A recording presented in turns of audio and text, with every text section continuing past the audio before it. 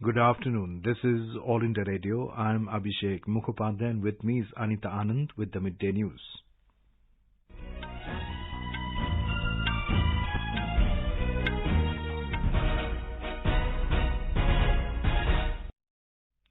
The headlines. Prime Minister Narendra Modi says global demand for Ayurvedic products rising steadily, calls for a global summit on worldwide wellness. Prime Minister asserts Quad a positive force for global good and for peace, stability and prosperity in Indo-Pacific. Information and Broadcasting Minister Prakash Javadekar inaugurates exhibition at 6 places as a part of Azadi Ka Amrit Mahotsav to commemorate 75 years of India's independence. Nearly 4 crore water connections provided to rural households since the launch of Jal Jeevan Mission.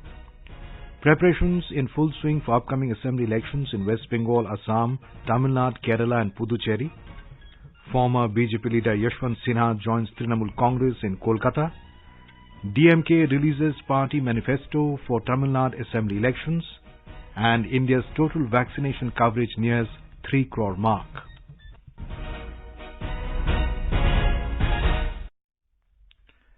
As the nation fights the COVID-19 pandemic, we begin with a message of precaution to stay safe and protected by following these 3 simple steps. Wear a face mask, maintain 2 gaz ki duri for social distancing, focus on hand and face hygiene. And now the news in detail. Prime Minister Narendra Modi has said the demand for Ayurvedic products is steadily rising. He said the current situation presents a right time for Ayurveda and traditional medicine to become even more popular globally. Mr. Modi said people are realizing the benefits of Ayurveda and its role in boosting immunity. The Prime Minister was addressing the 4th Global Ayurveda Festival through virtual mode yesterday. The current situation presents a right time for Ayurveda and traditional medicines to become even more popular globally. There is growing interest towards them. The world is seeing how modern and traditional medicines both are important to further wellness. People are realizing the benefits of Ayurveda and its role in boosting immunity. The Prime Minister has assured full support to the world of Ayurveda. He said a national Ayush mission has been started to promote Ayush medical system through cost-effective services. On behalf of the government, I assure full support to the world of Ayurveda. India has set up the National Ayush Mission to promote Ayush medical system through cost-effective Ayush services. It is also working to strengthen educational systems, facilitate the enforcement of quality control for Ayurveda, Siddha, Unani, homeopathy, drugs and ensuring sustainable availability of raw materials. The Prime Minister said this is the ideal time to think about worldwide wellness.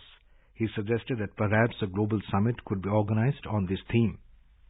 Our policy regarding Ayurveda and other Indian systems of medicine is already aligned with the Traditional Medicine Strategy 2014-2023 of World Health Organization.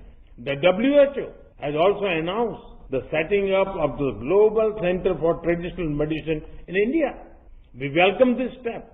You would be happy to know that already students from various countries are coming to India to study about Ayurveda and traditional medicine. This is the ideal time to think about worldwide wellness. Perhaps a global summit could be organized on this theme. Talking about the potential for wellness tourism in India, the Prime Minister said that the core of wellness tourism is the principle of treat illness, further wellness. When I talk about wellness tourism, its strongest pillar is Ayurveda and traditional medicine. Imagine getting a detox in a lush green surroundings in the beautiful state of Kerala. Performing yoga by a gushing river by the mountain means in Uttarakhand. Imagine yourself in the middle of the lush green forest of the northeast. If your life's deadlines are stressing you out, it is time to tap into the timeless culture of India. The Prime Minister appreciated the efforts of all those who are working on Ayurveda across the world, saying the passion and persistence will benefit the entire humanity. Prime Minister Narendra Modi has said discussions on vaccines, climate change and emerging technologies make the Quad a positive force for global good and for peace, stability and prosperity in the Indo-Pacific. The Prime Minister was speaking at the first Quad Leaders Virtual Summit last evening. Mr. Modi said Quad countries are united by democratic values and commitment to a free, open and inclusive Indo-Pacific. Prime Minister Modi, along with US President Joe Biden, Australian Prime Minister Scott Morrison and Japanese Prime Minister Yoshihide Suga participated in the virtual summit. It is good to be among the friends. I thank President Biden for this initiative. Excellencies, we are united by our democratic values and our commitment to a free, open and inclusive Indo-Pacific. Our agenda covering areas like vaccines, climate change and emerging technology make the Quad a force for global good. I see this positive vision as an extension of India's ancient philosophy of Vasudhaiva Kutumbakam, which regards the world as one family.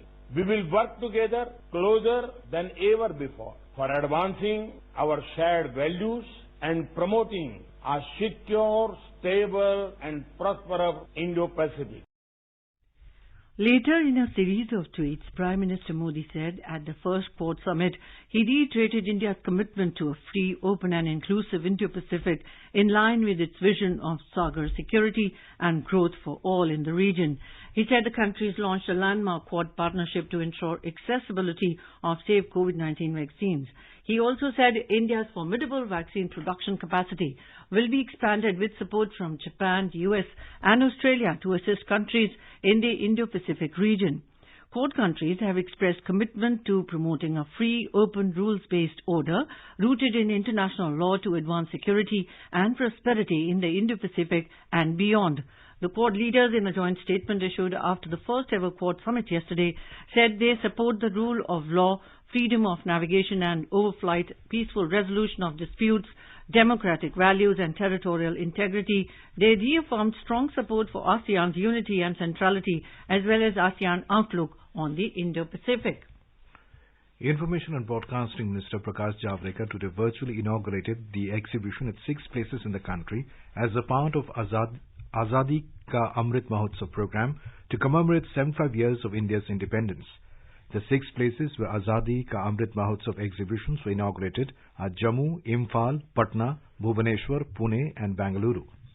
Speaking after inaugurating the exhibition in Delhi, Mr. Javadekar said independence was achieved after a lot of sacrifices by the freedom fighters.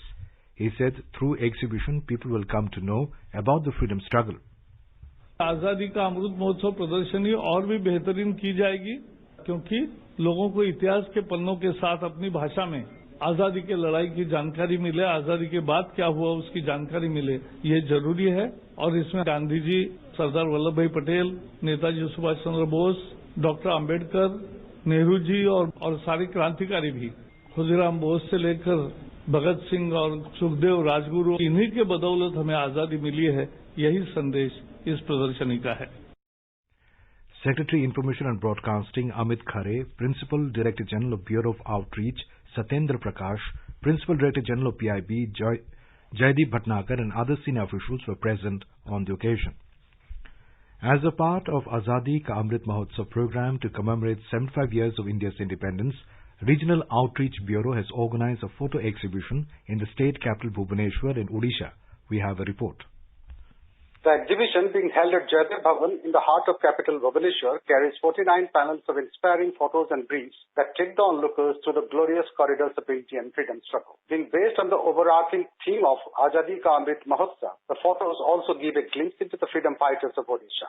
The venue of 5 days long exhibition will show a number of cultural and other programs to be organized in association with the culture and other departments of the government of Odisha. Many officials of the media units of the Ministry of Information and Broadcasting as well as the state government were present on the occasion today. Girish Chandra Das, AIR News, Bhubaneswar.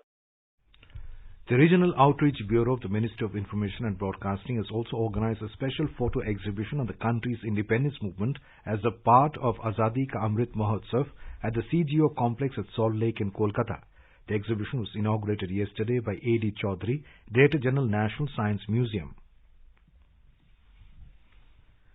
Minorities Affairs Minister Mukhtar Abbas Naqvi has said that as part of 75 weeks long Azadi Ka Amrit Mahotsav to commemorate 75 years of India's independence, 75 Hunar Hats will be organized all over the country. The Union Minority Affairs Ministry is organizing the 27th Hunar Haat at Lal Parade Ground in Bhopal with the theme of Vocal for Local till 21st of March. Chief Minister Shivraj Singh Chauhan formally inaugurated the Hunar Haat today. More from our Bhopal correspondent.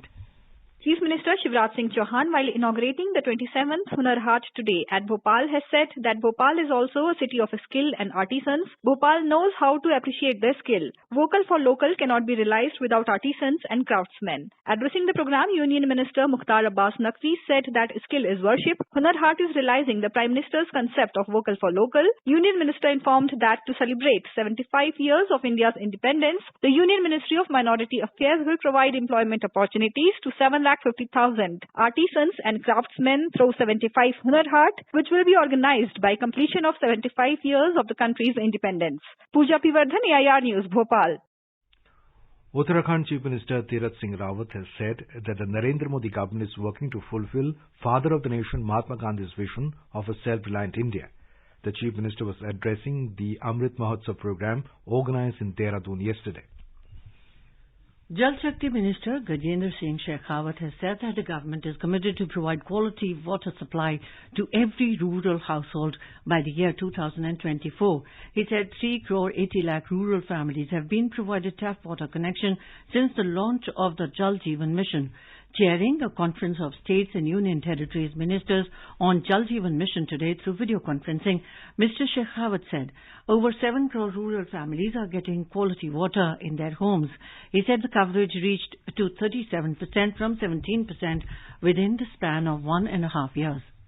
माननीय प्रधानमंत्री जी ने पूरे देश में एक साथ पीने के पानी की समस्या का समाधान हो सके इस दृष्टिकोण से और इसके माध्यम से हम लोगों के जीवन स्तर में एक सकारात्मक बदलाव ला सकें, नेशनल हेल्थ इंडेक्स में एक क्वांटम जंप करते हुए इम्प्रूवमेंट कर सकें और आने वाली पीढ़ियों को एक समृद्ध विरासत दे सकें, इस दृष्टिकोण से जल जीवन मिशन प्रारंभ किया था. Appreciating the objectives of the mission, the minister said targets have been set to provide 3 crore water connections to households within this year. You are listening to the Midday News on All India Radio. A reminder of the headlines before we move on. Prime Minister Narendra Modi says global demand for Ayurvedic products rising steadily, calls for a global summit on worldwide wellness.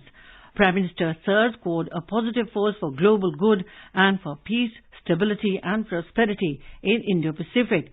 Information and Broadcasting Minister Prakash Javadekar inaugurates exhibition at 6 places as a part of Azadi Ka Amrit Mahotsav to commemorate 75 years of India's independence.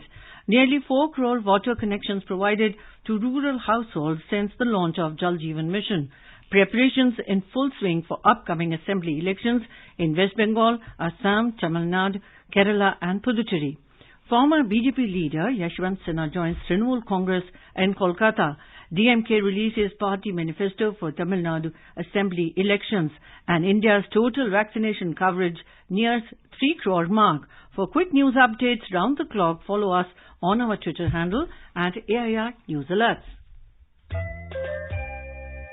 चलो मिलकर एक शुरुआत करें, चलो एक फैसला आज करें, मास्क नहीं तो टोकेंगे, कोरोना को रोकेंगे, चलो एक इरादा करते हैं, चलो कुछ वादा करते हैं, मास्क नहीं तो टोकेंगे, कोरोना को रोकेंगे.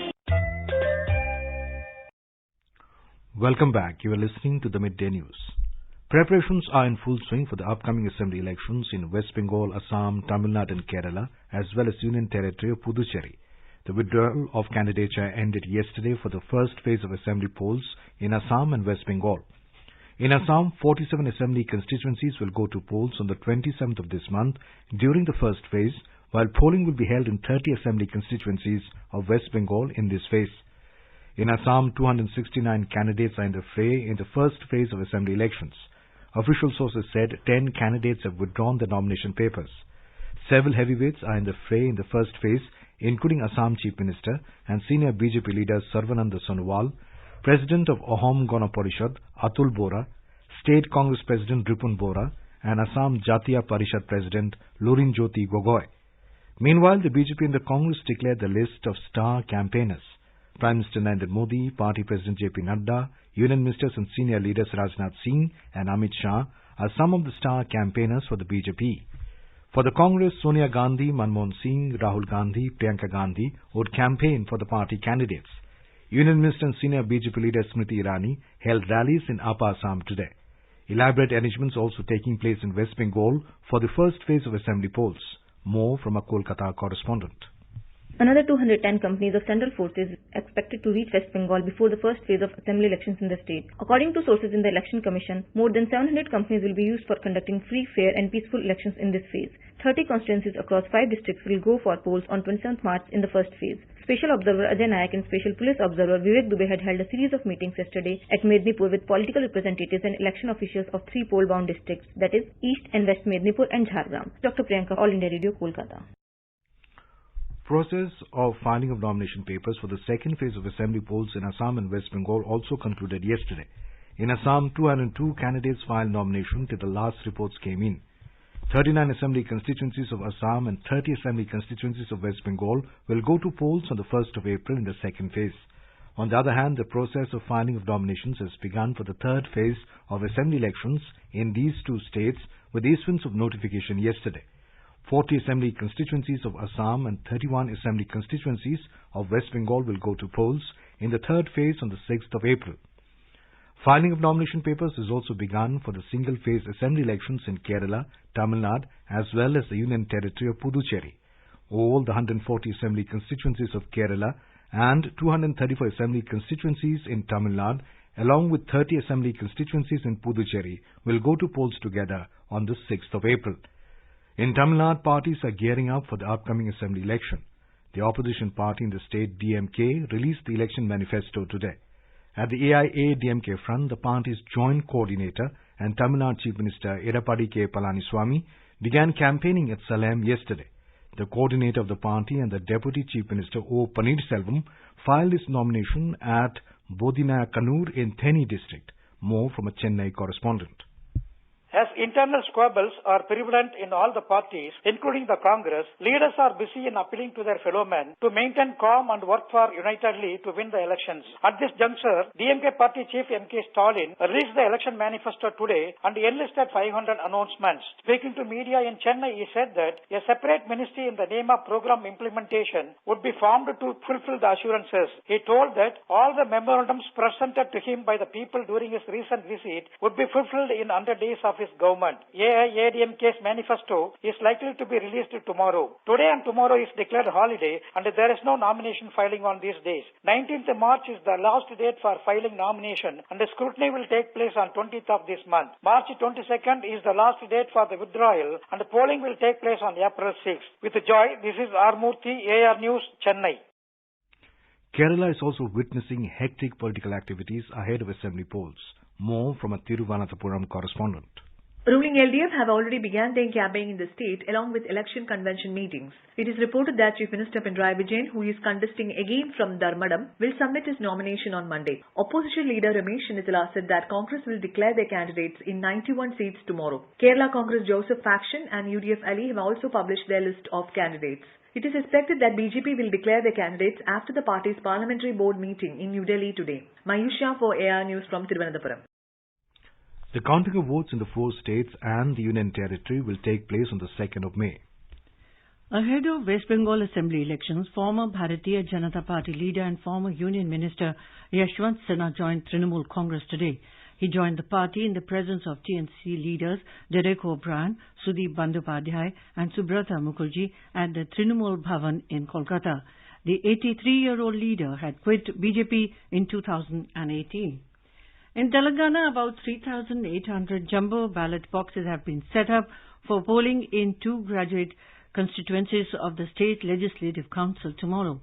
Voting will be held on Mehboob-Nagar Rangareddy Hyderabad constituency and Warangal Khammam Nalgonda seat from 8 a.m. to 4 p.m. From Mehboob-Nagar Rangareddy Hyderabad constituency, total 93 candidates are in the fray, while from Warangal Khammam Nalgonda constituency, 71 candidates are seeking election. The biennial elections are being held as the two places are to fall vacant after 29th of this month. We have a report. Sitting MLCs N. Ramchandra Rao of the BJP and Dr. Palla Radeshwar Reddy of TRS, who are completing their tenure, are seeking re-election this time. Former Prime Minister P.V. Narasimha Rao's daughter, Vani Devi of TRS, Telangana TDP President L. Ramana, and another former MLC, Professor Nageswar, also among the candidates who are seeking election for the council from Mehboob-Nagar Rangareddy Hyderabad constituency, making it a multi-cornered contest. Similarly, the contest in Warangal Khammam Nalgonda constituency has also become a multi-cornered one, following many parties including CPI, Aam Aadmi Party, Telangana Jana Samiti, besides others, fielded their candidates. Besides using jumbo ballot boxes, the Election Commission is also using ballot paper in a size of newspaper due to huge number of candidates in the fray at both the constituencies. Lakshmi, AIR News, Hyderabad. India's total vaccination coverage is nearing 3 crore mark.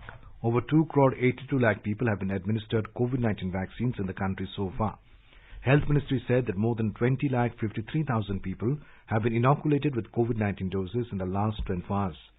Meanwhile, the country's COVID-19 recovery rate reached 96.82%. Our total number of 24,882 new cases have been reported in the country in the past 24 hours. Due to the rising COVID-19 cases in Maharashtra, the state government has stepped up the vaccination drive and allowed vaccination centers in the state to operate round the clock if they have adequate staff. Mumbai has allowed private hospitals to operate beyond working hours and has kept the daily vaccination target of 1 lakh. More from a correspondent. About 65 passenger and express trains flying through Miraj have been shut down since March last year on the backdrop of COVID. Express trains were reintroduced in phases from September 2020 to facilitate the passengers. Other weekly expressways have also been started during the unlock period. But now, passengers will have to wait longer for the launch of passenger trains again. According to the railway officials, the number of COVID patients have increased again since March 2021. Restrictions have been imposed in some districts. Passenger trains will not resume until the situation is reversed. Due to fuel price hike and closure of passenger trains, daily commuters and employees have to bear the cost. Bhavna Gokhale, AIR News, Mumbai. The coronavirus cases in Maharashtra, including Mumbai, have been witnessing a sharp spike since last few days. In order to make the testing convenient for citizens, the COVID Tracker Helpline is enabling Mumbaikars to do COVID testing at home without going to the hospital. More from our Mumbai correspondent. A COVID tracker helpline has been launched for the citizens of Mumbai. Through this helpline, citizens are being provided guidance on COVID-19 and various tests are being made available at home. Citizens are getting advice from expert doctors by contacting the helpline. Further tests, medication and treatments are also being provided at the patient's home if required. Critically ill patients are being assisted through government agencies for further treatment. All these facilities are being provided at government rates and as per the standards of the World Health Organization. This initiative by Udan Foundation is expected to reduce the stress on the government medical system to some extent. Madhuri Pange, AIR News, Mumbai. Vidarbha region of the state recorded over 4,000 cases of COVID-19 on the second consecutive day. Along with Nagpur, Buldana, Yavatmal, Amravati, Washim and Wardha districts also are witnessing rise in corona cases. Yesterday, in Nagpur district, 1,954 people tested positive for COVID-19 virus in one single day. District also recorded 7 deaths. With the rise in COVID-19 cases and the death count, the district is witnessing a drop in the recovery rate. Administrative authorities have not imposed complete lockdown on this weekend, but a week-long complete lockdown will begin from Monday 15th March onward till 21st March in Nagpur district. The Nagpur bench of Bombay High Court will also be functioning online during lockdown. Yesterday, Buldhana district recorded 567 new cases, while Amravati district added 448 new COVID cases. Bhandara district administration has imposed curfew from today onwards. Gauri Marathe, AIR News, Nagpur. Director General of Civil Aviation has issued a circular today for strict compliance of COVID-19 protocols during air travel. The circular has been issued in the wake of non-adherence of COVID-19 protocols by some passengers. DGC has directed that passengers shall wear masks properly and maintain social distancing during the air travel. It has also been directed that if passengers do not adhere to COVID-19 safety norms, even after repeated warning, then they must be deboarded from the flight. President Ramnath Kovind will reach Varanasi this afternoon on a 3-day visit to Purvanchal in Uttar Pradesh. During his visit, President Kovind will participate in several programs in Sonbhadra and Mirzapur districts.